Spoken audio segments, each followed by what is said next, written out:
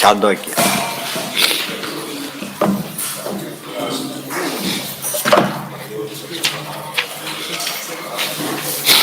ಒಟ್ಟು ಯಾವ್ಯಾವ ವಿದ್ಯೆಗೆ ಏನೇನು ಫಲ ಅಂತೆಲ್ಲ ಹೇಳ್ತಾ ಇದ್ದಾರೆ. ಅದರ ಕೊನೆಯ ಅರ್ಥದಲ್ಲಿ ಸಾಮಗಳು ಅದರ ಉಪಾಸನೆ ಎಲ್ಲ ಏನೇ ಉಪಾಸನೆ ಮಾಡಿದ್ರು ಕೂಡ ಪ್ರಾಣ ಸಂಸ್ಥೆ. ಭಾರತೀಯರು ನಾವೆಲ್ಲ ಮಾಧ್ವರು ಮಾಡ್ಕೊಂಡ್ಬಿಟ್ಟಿದ್ದಾರೆ. ಭಾರತೀಯರು ಕೆ ಪ್ರಾಣ ಅಂತರ್ಗತ ಉಪನಿಷತ್ತೇ ಹೇಳೋ ಮಾತು. ಪ್ರತಿಯೊಂದರಲ್ಲೂ ಯಾರ ಮೂಲಕ ಹೋಗ್ಬೇಕು ನಾವು? ಪ್ರಾಣದೇವರ ಮೂಲಕ ಉಪನಿಷತ್ತು ಹೇಳ್ತಾ ಇದೆ. ಉಪನಿಷತ್ತು ಒಪ್ತಾರೋ ಅಂದಮೇಲೆ ಏನು ಒಪ್ಪಬೇಕು? ಅದು ಒಪ್ಪಬೇಕಾಗಿತ್ತು, ಒಪ್ಪೋದಿಲ್ಲ. ಉಪನಿಷತ್ತು ಒಪ್ಪೋದಿಲ್ಲ ಅಂದರೆ ವೇದ ಒಪ್ಪಿ ಅತತ್ವ ವೇದಕ ಅಂತ ಹೇಗೆ ಹೇಳ್ತಾ ಇದು ಅತತ್ವ ವೇದಕ ತಿಳ್ಕೊಂಡಾಗಾಯ್ತು. ಉಪನಿಷತ್ತು ಹೇಳಿದ್ದನ್ನು ವಿವರಣೆ ಕೊಟ್ಟಿದ್ದೇ ಹೊರತು ಯಾಡ್ ಮಾಡಿದ್ದಲ್ಲ, ಇರೋದನ್ನೇ ವಿವರಣೆ ಕೊಟ್ಟಿರೋದು. ಮನೋಹಿಂಕಾರೋ ವಾಕ್ ಪ್ರಸ್ತಾವ ಚಕ್ಷುರುದ್ಗೀತ ಶ್ರೋತ್ರಂ ಪ್ರತಿಹಾರ ಪ್ರಾಣೋ ನಿಧನಮೇತದ್ ಗಾಯತ್ರಂ ಪ್ರಾಣೇಶು ಪ್ರೋತಂ ಸ ಚ ಏವಮೇತತ್ ಗಾಯತ್ರಂ ಪ್ರಾಣೇಶು ಪ್ರೋತಂ ವೇದ. ನೋಡಿ, ಪ್ರಾಣೇಶು ಪ್ರೋತಂ ಸ್ಪಷ್ಟ ಹೇಳ್ತಾರೆ. ಅದಕ್ಕೆ ಪ್ರಾಣ ಸಂಸ್ಥಾ ಅಂತ ಆಚಾರ್ಯ ಭಾಷ್ಯ ಬರೋದು. ಪ್ರಾಣೀ ಭವತಿ, ಅವನ್ನು ಪ್ರಾಣಿ ಅಂತ ಕರೀತಾರೆ. ನಿಜವಾದ ಪ್ರಾಣಿ ಆಗಬೇಕಾದ್ರೆ ಈ ಗಾಯತ್ರ ಸಾಮ ಗೊತ್ತಿರಬೇಕು ಅವ್ರಿಗೆ, ಆಗ ಪ್ರಾಣಿ ಅನ್ಸ್ಕೊಳ್ತಾರೆ. ಇಂಥ ಪ್ರಾಣಿ ಅಂದರೆ ಏನರ್ಥ? ಯಾವುದೋ ಕೆಮ್ಮಿಗೆ ಔಷಧಿ ಕೊಟ್ಟ ಡಾಕ್ಟರ್ ಅಂತ ಕರೆಯೋದಿಲ್ಲ. ಸಣ್ಣ ಪುಟ್ಟದಕ್ಕೆಲ್ಲ ಅವರೇ ಮಾಡೋ ಕೆಲಸ ಮಾಡಿದಾಗ ಓ ಗ್ರೇಟ್ ಅಂತ ಕರೀತಾರೆ. ಗಾಯತ್ರ ಸಾಮ ಗೊತ್ತಿರಬೇಕು ಅವನಿಗೆ. ಅವನು ಪ್ರಾಣಿ ಅಂತ ಕರೀತಾರೆ, ಅದು ಕರೆಯೋದಿಲ್ಲ. ಜೀವತಿ, ಅದು ಪ್ರಾಣವನ್ನು ಹೊಂದಿದವನು ಪ್ರಾಣಿ. ಪ್ರಾಣ ಅಂದರೆ ವಾಯುದೇವರನ್ನು ಗುರುಗಳನ್ನಾಗಿ ಹೊಂದಿದವನು ಪ್ರಾಣಿ ಆ ಅರ್ಥ. ಬರೀ ಉಸಿರಾಡ್ತಾನೆ ಎಂಬ ಅರ್ಥದಲ್ಲ, ಜ್ಞಾನಿಯಾಗಿದ್ದಾನೆ ಎಂಬ ಅರ್ಥನೇ ಹೇಳ್ತಾರೆ. ಪ್ರಜೆಯ ಆಮೇಲೆ ಪಶುಭಿ ಭವತಿ ಮಹಾನ್ ಕೀರ್ತ್ಯ ಮಹಾಮನಃ ಸ್ಯಾತ್. ನೋಡಿ, ಇವೆಲ್ಲ ಇದರದ್ದೇ ಜ್ಞಾನಪಾದ. ಇವೆಲ್ಲ ಕೂಡ ತಿಳ್ಕೊಂಡು ಏನಾಗುತ್ತೆ ಗೊತ್ತಾ? ಅವನಿಗೆ ಮಹಾನ್ ಭವತಿ, ಭಾರಿ ದೊಡ್ಡವನಾಗ್ತಾನೆ, ಹಿರಿಮೆಯನ್ನು ಗಳಿಸ್ತಾನೆ. ಜೋಗ್ ಜೀವತಿ, ಎಷ್ಟು ಸರ್ವಮಾಯುರೇತಿ, ಪೂರ್ಣಾಯುಷ್ಯವನ್ನು ಹೊಂದುತ್ತಾನೆ. ಅಪಮೃತ್ಯು ಬರೋದಿಲ್ಲ ಅಂತ ಅರ್ಥ. ಸರ್ವಮಾಯುತಿ ಎರಡರ್ಥ, ಒಂದು ಪೂರ್ಣಾಯುಷ್ಯ, ಇನ್ನೊಂದು ಇಷ್ಟಪಟ್ಟಷ್ಟು ಆಯುಷ್ಯ. ತೇತಿರ್ತಾರೆ 50 ವರ್ಷ ಆಗಿರೋರು ಅಪಮೃತ್ಯು ಅಂತ ಕರೀತಾರ? ಸಾಧ್ಯ ಇಲ್ಲ. ತಮ್ಮ ಪರ್ಪಸ್ ಮುಗಿತು, ಮುಗಿದೋಯ್ತು ಅಷ್ಟೇ. ಗೊತ್ತಾಯ್ತಾ? ಇನ್ನು 90 ವರ್ಷ ಅಪಮೃತ್ಯು. ಯಾಕೆ? ಆಕ್ಸಿಡೆಂಟಲ್ಲಿ ಹೋಗ್ಬಿಟ್ಟ. 90 ವರ್ಷ ಅಪಮೃತ್ಯು, 50 ವರ್ಷ ಅಪಮೃತ್ಯು ಅಲ್ಲ. ಅದು ಉದ್ದೇಶ ಪರ್ಪಸ್ ಆದರೆ ಮುಗಿತಾನೆ. ಒಂದು ಊರಿಗೆ ಅವ್ರಿಗೆ ಕೆಲಸ ಆದಮೇಲೆ ಮೊದಲೇ ಹೊರಟ್ಬಿಡ್ತಾನೆ. ಮರುದಿವಸ ರಿಸರ್ವೇಷನ್ ಮಾಡಿಸಿರ್ತಾರೆ, ಕೆಲಸ ಅವತ್ತೇ ಆಗಿಬಿಡುತ್ತೆ. ಏನು ಮಾಡ್ತಾನಾಗ? ಅವತ್ತೇ ಹೊರಟ್ಬಿಡ್ತಾರೆ. ಎಷ್ಟಾದ್ರು ದುಡ್ಡು ಕೊಟ್ಟರು ಪರವಾಗಿಲ್ಲ ಹುಡಿ. ಯಾತಕ್ಕೆ? ಕೆಲಸ ಆಯ್ತು. ಆ ರೀತಿ ಜೈತಿರ್ತಾರೆ ಬದಲಾದವರು ಹೊರತು ಈ ರೀತಿ ಅಲ್ಲ. ಇಲ್ಲವ್ರು ಅವ್ರು ಯಾಕೆ 100 ವರ್ಷ ಇರಲಿಲ್ಲ? ಇಂಥ ಪ್ರಶ್ನೆ ಕೇಳೋದೇ ಜಾಸ್ತಿ. ನೋಡಿ, ಇನ್ನೂ ಜಾಸ್ತಿ ಅವರು ಹೊರ್ತಿದ್ದೇನೆ. 100 ವರ್ಷದ ಬರೆದ್ರೆ ಗತಿ ಏನಾಗ್ತಿತ್ತು? ಇಷ್ಟು ಸ್ವಲ್ಪ ಇನ್ನೂ ಸ್ವಲ್ಪ ಬರೆದು ಬಿಟ್ಟಿದ್ರೆ ಎಷ್ಟು ಕಷ್ಟ ಇತ್ತು. ಎಷ್ಟು ಬೇಕೋ ಅಧಿಕಾರಿ ಅಷ್ಟೇ ಬರೆದ್ರೆ ಹೊರತು ಅಲ್ಲಿ ಕೆಲಸ ಮುಂದೆ ಇರೋದಿಲ್ಲ ಅವರು. ಅದೇ ರೀತಿಯೇ ಸರ್ವಮಾಯುರೇತಿ ಮಹಾನ್ ಪ್ರಜೆಯ, ಭಾಳ ದೊಡ್ಡವನಾಗ್ತಾನೆ. ಆಮೇಲೆ ಪ್ರಜೆಯ, ಎಂಥ ಮಕ್ಕಳು ಬೇಕಾದ್ರೂ ಹುಡ್ತಾರೆ, ಅವರಿಗೆ ಯೋಗ್ಯ ಮಕ್ಕಳನ್ನು ಪಡಿತಾನೆ. ಪಶುಭೀರ್ಭವತಿ, ಆಳು ಕಾಳುಗಳು ಸಿಗುತ್ತೆ, ಬೇಕಾಟ್ ಸಿಗುತ್ತೆ ಪಶುಗಳು. ಭವತಿ ಮಹಾನ್ ಕೀರ್ತ್ಯ, ಭಾರಿ ಕೀರ್ತಿವಂತನಾಗ್ತಾನೆ, ಮಹಾಮನಃ ಆಗ್ತಾನೆ. ಇದಿಷ್ಟು ಇದಕ್ಕೆ ತದ್ವ್ರತಂ, ಅದಕ್ಕೆ ಅವ್ರ ವ್ರತವನ್ನು ಆಚರಿಸಬೇಕು. ಸೊ ಜ್ಞಾನ ಸಾಮರ್ಥ್ಯನೇ ಹೇಳ್ತಾರೆ ಪದಗಳಿಗೆ, ಇಂಥ ಶಕ್ತಿ ಬರುತ್ತೆ. ಒಂದೊಂದಕ್ಕೊಂದು ಪದ್ಯ ಹೇಳ್ತಾ ಫಲ ಹೇಳ್ತಾ ಹೋಗ್ತಾರೆ. ಆಚಾರ್ಯ ಎಲ್ಲ ವಿದ್ಯೆನೂ ಗೊತ್ತಿದ್ದರಿಂದ ಅವರು ಪೂರ್ಣ ಪ್ರಜ್ಞರು, ಏನು ಬೇಕಾದ್ರೂ ಕೊಡ್ತಾರೆ. ಸ್ವಚ್ಛಂದ ಮೃತ್ಯು ಸುಖೈ ಸುಜನಂ. ಸತ್ಯನ ಹೇಳಬೇಕಾದ್ರೆ ಸುಖಯಸಿ ಸುಜನಂ, ಸಜ್ಜನ ಸುಖ ಕೊಡೋದು ಇನ್ಸ್ಟೆಂಟಾಗಿ ಕೊಡ್ತಾರೆ. ಟೈಮಲ್ಲ, ಇನ್ಸ್ಟೆಂಟಾಗಿ ಸುಖ ಕೊಡ್ತಾರೆ. ಮೋಕ್ಷಸ್ತು ಸರ್ವಮಾಯು. ಈಗ ಸರ್ವಮಾಯು ಶಬ್ದಕ್ಕೆ ಇಲ್ಲಿ ಒಂದರ್ಥ, ಪೂರ್ಣಾಯುಷ್ಯ, ಇಷ್ಟಪಟ್ಟ ಆಯುಷ್ಯ, ಅವೆಲ್ಲ ಭೀಷ್ಮರಿದ್ದಾರೆ ಇಚ್ಛಾಮೃತ ಹಾಗಾರ. ಇನ್ನು ನಿತ್ಯ ಆಯುಷ್ಯ ಅಂದರೆ ಮುಕ್ತಿಗೆ ಹೋಗೋದು. ನಿಜ ಪುನರಾವರ್ತತೆ ಆದ್ದರಿಂದ ಮುಕ್ತಿಯನ್ನು ಪಡಿತಾನೆ, ಅದು ಆ ಅರ್ಥ.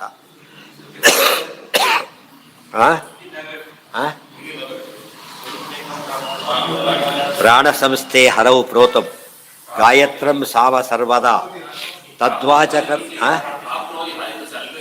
ಎಲ್ಲಿದೆ? ಇನ್ನಾಗಿಲ್ಲ ಅದು.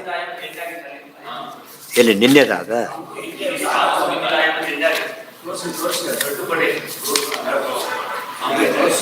ಅದು ಅದೇ ಫಲತೆ. ಇನ್ನೊಂದು ವಿಧಿ ಎಲ್ಲಿದೆ? ಪ್ರಾಪ್ನೋತಿ ಇಹ ಆದಿತ್ಯಸ್ಯ ಜಯಂ, ಆದಿತ್ಯನ ಜಯವನ್ನು ಪಡಿತಾನೆ. ಆದಿತ್ಯನ ಜಯ ಪಡಿತಾನೆ ಅಂದರೆ ಏನು? ಅವರು ಮೀರಿಸ್ತಾರೆ ಅಂತ ಒಂದು ಅರ್ಥ. ಇನ್ನೊಂದು ಕಂಟ್ರೋಲ್ ಮಾಡ್ತಾರೆ ಅಂತ ಇನ್ನೊಂದು ಅರ್ಥ. ಮತ್ತು ರಾವಣಾದಿಗಳೆಲ್ಲ ಸೂರ್ಯನ ಕಂಟ್ರೋಲ್ ಮಾಡ್ತಾಯಿದ್ರು, ರಾವಣಾದಿಗಳೆಲ್ಲ ಕೂಡ. ಇನ್ನು ಸೈನ್ಸ್ಗೆ ಆ ರೀತಿ ಬಂದಿಲ್ಲ. ರಾವಣನಲ್ಲಿ ಸ್ಪೆಷಲ್ ಪ್ರೋಗ್ರಾಮು, ಸೂರ್ಯ ಮುಳುಗಬಾರ್ದು ಅವತ್ತು, ಗೊತ್ತಾಯ್ತಾ? ಹೇಳ್ದಾಗ ಕೇಳಬೇಕು ಅವ್ರು. ಅದು ಬೇಗ ಮುಡಿಬಿಡ್ಬೇಕು. ಇಂಥ ಸಾಧನೆ ಮಾಡಿದ್ದ. ಬ್ರಹ್ಮಜ್ಞಾನ ಇಲ್ಲ, ಎಲ್ಲ ಕಳ್ಕೊಂಡ್ಬಿಟ್ಟ.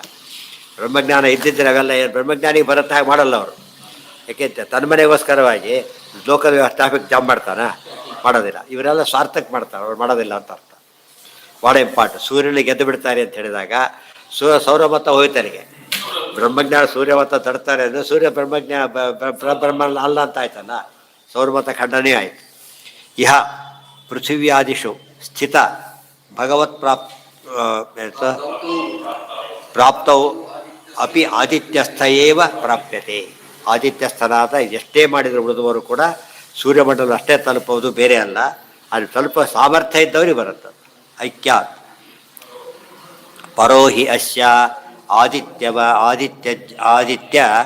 ಜಯಾತ್ ಜಯೋ ಭವತಿ. ಎಲ್ಲಿ ಬೇಕಾದ್ರೂ ಹಾಕಿಬಿಡ್ತಾರೆ, ಎಲ್ಲಿ ಬೇಕಾದ್ರೂ ತೆಗೆದು ಬಿಡ್ತಾರೆ ಅದನ್ನು ಒತ್ತುಗಳನ್ನ.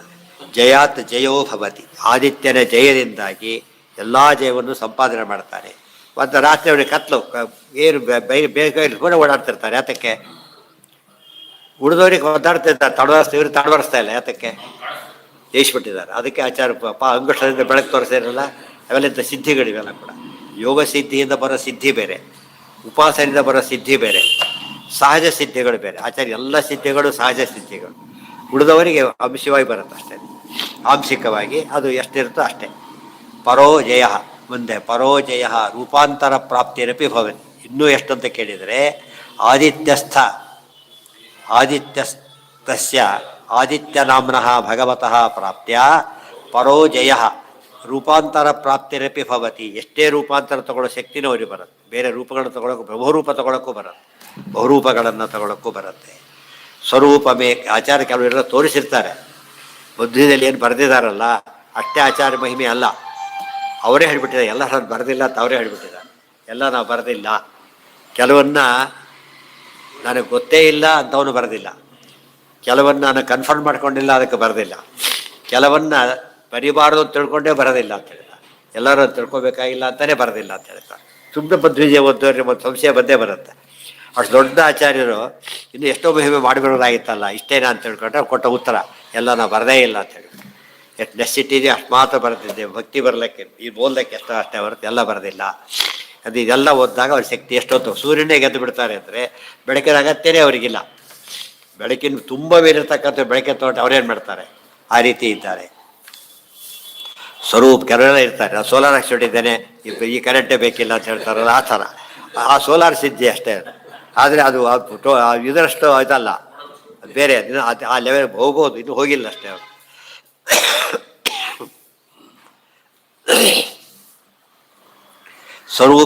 ಸ್ವರೂಪಮೇಕಂ ಪ್ರಾಪ್ತಸ್ತು ವಿಷ್ಣು ಸ್ಯಾತ್ ಸರ್ವರೂಪಗ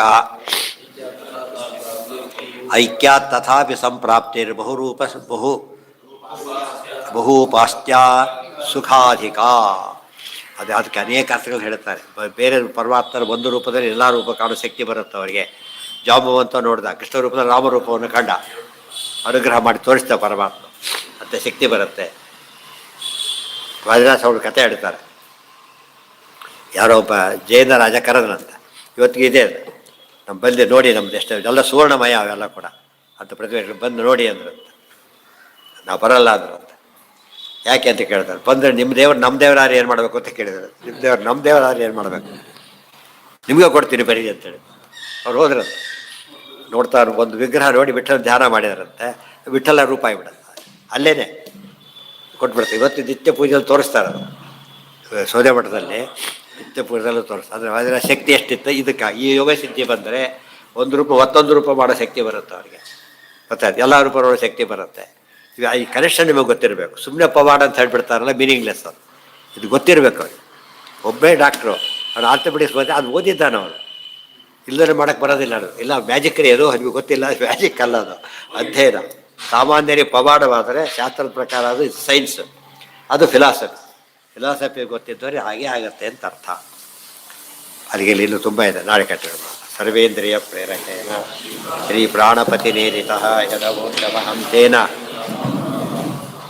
ಪ್ರಿಯತಾಂ ಕಮಲಾಲಯ.